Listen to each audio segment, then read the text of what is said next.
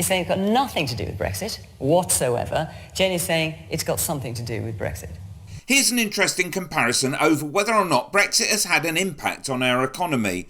On one side you have Anand Menon, a professor of European politics and foreign affairs, and on the other you've got the Chancellor, Jeremy Hunt. Let us know who you believe is right. What would you say, Anand? Well, I mean, what I'd say first and foremost is the cost of living crisis is not driven primarily by Brexit. It's driven, and it was started by international factors, the war in Ukraine, the tail end of COVID. That's why it's hit the whole of Europe equally. Because we have a combination of factors which they don't have. So we have higher dependence on gas, which is what countries like Italy have. But I think it's hard to argue that Brexit hasn't had an impact and made it slightly worse than it wouldn't have been. We import around half our food, which is what Germany does.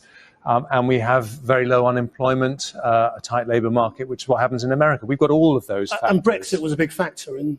No. For at least three reasons, I think. One, the devaluation in the pound we saw after the referendum has made imports more expensive because the pound went down, and that fed into inflation slightly. Some of that weren't, certainly in terms of the labour market. Well, we've had low unemployment since long before Brexit. It's actually been a strong feature of our economy. But what it does mean... But you're not saying Brexit hasn't been a factor in inflation. I think you need to look at the figures. I mean, you always try and persuade me that Brexit has been a factor. But you need to look at the numbers here. Secondly, making trade more difficult, which Brexit did, is also going to have an impact on prices. The fact is that it's to do with those factors. It's to do with the high energy prices, the food imports, the tight labour markets. Now, and thirdly, ending free movement has meant that labour shortages that are there for a variety of reasons, a lot of them to do with COVID, have again been slightly exacerbated. So Brexit isn't the main cause, but it's certainly an element that accounts for some of the cost of living crisis. If you look at America, if you look at Europe,